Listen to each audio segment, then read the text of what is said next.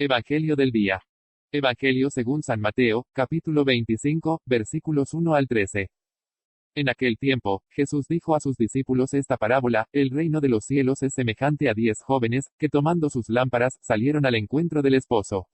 5 de ellas eran descuidadas y 5, previsoras. Las descuidadas llevaron sus lámparas, pero no llevaron aceite para llenarlas de nuevo. Las previsoras, en cambio, llevaron cada una un frasco de aceite junto con su lámpara. Como el esposo tardaba, les entró sueño a todas y se durmieron.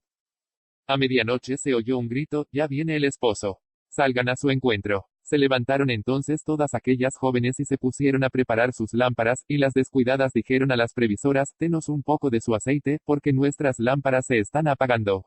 Las previsoras les contestaron: no, porque no va a alcanzar para ustedes y para nosotras. Vayan mejor a donde lo venden y cómprenlo.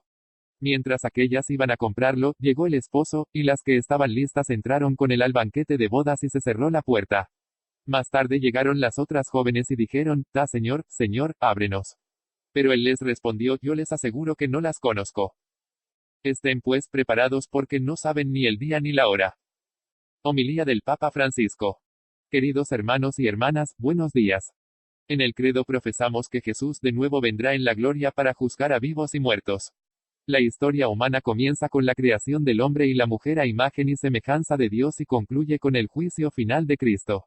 A menudo se olvidan estos dos polos de la historia, y sobre todo la fe en el retorno de Cristo y en el juicio final a veces no es tan clara y firme en el corazón de los cristianos.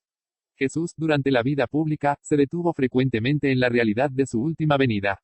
Hoy desearía reflexionar sobre 3 textos evangélicos que nos ayudan a entrar en este misterio: el de las 10 vírgenes, el de los talentos y el del juicio final. Los 3 forman parte del discurso de Jesús sobre el final de los tiempos, en el Evangelio de San Mateo. Ante todo, recordemos que con la ascensión, el Hijo de Dios llevó junto al Padre nuestra humanidad que Él asumió y quiere atraer a todos hacia sí, y amar a todo el mundo para que sea acogido entre los brazos abiertos de Dios, para que, al final de la historia, toda la realidad sea entregada al Padre. Pero existe este tiempo inmediato, entre la primera venida de Cristo y la última, que es precisamente el tiempo que estamos viviendo. En este contexto del tiempo inmediato, se sitúa la parábola de las 10 vírgenes, cf. Mt 25, 1, 13. Se trata de 10 jóvenes que esperan la llegada del esposo, pero él tarda y ellas se duermen. Ante el anuncio improviso de que el esposo está llegando, todas se preparan a recibirle, pero mientras 5 de ellas, prudentes, tienen aceite para alimentar sus lámparas, las otras, necias, se quedan con las lámparas apagadas porque no tienen aceite, y mientras lo buscan, llega el esposo y las vírgenes necias encuentran cerrada la puerta que introduce en la fiesta nupcial. Llaman con insistencia, pero ya es demasiado tarde. El esposo responde: no os conozco. El esposo es el Señor y el tiempo de espera de su llegada es el tiempo que Él nos da a todos nosotros con misericordia y paciencia, antes de su venida final. Es un tiempo de vigilancia, tiempo en el que debemos tener encendidas las lámparas de la fe, de la esperanza y de la caridad, tiempo de tener abierto el corazón al bien, a la belleza y a la verdad, tiempo para vivir según Dios, pues no sabemos ni el día ni la hora del retorno de Cristo. Lo que se nos pide es que estemos preparados al encuentro, preparados para un encuentro bello, el encuentro con Jesús, que significa saber ver los signos de su presencia, tener viva nuestra fe con la oración, con los sacramentos, estar vigilantes para no adormecernos, para no olvidarnos de Dios. La vida de los cristianos dormidos es una vida triste, no es una vida feliz. El cristiano debe ser feliz, la alegría de Jesús. No nos durmamos. La segunda parábola, la de los talentos, nos hace reflexionar sobre la relación entre cómo empleamos los dones recibidos de Dios y su retorno, cuando nos preguntará cómo los hemos utilizado, cf. Mt 25, 14, 30. Conocemos bien la parábola. Antes de su partida, el Señor entrega a cada uno de sus siervos algunos talentos para que se empleen bien durante su ausencia. Al primero le da 5, al segundo 2 y al tercero 1. En el período de ausencia, los primeros 2 siervos multiplican sus talentos, son monedas antiguas, mientras que el tercero prefiere enterrar el suyo y devolverlo intacto al Señor. A su regreso, el Señor juzga su obra, alaba a los 2 primeros, y el tercero es expulsado a las tinieblas, porque escondió por temor el talento, encerrándose en sí mismo. Un cristiano que se cierra en sí mismo, que oculta todo lo que el Señor le ha dado, es un cristiano. No es cristiano, es un cristiano que no agradece a Dios todo lo que le ha dado. Esto nos dice que la espera del retorno del Señor es el tiempo de la acción. Nosotros estamos en el tiempo de la acción, el tiempo de hacer rendir los dones de Dios no para nosotros mismos, sino para Él, para la Iglesia, para los demás, el tiempo en el cual buscar siempre hacer que crezca el bien en el mundo.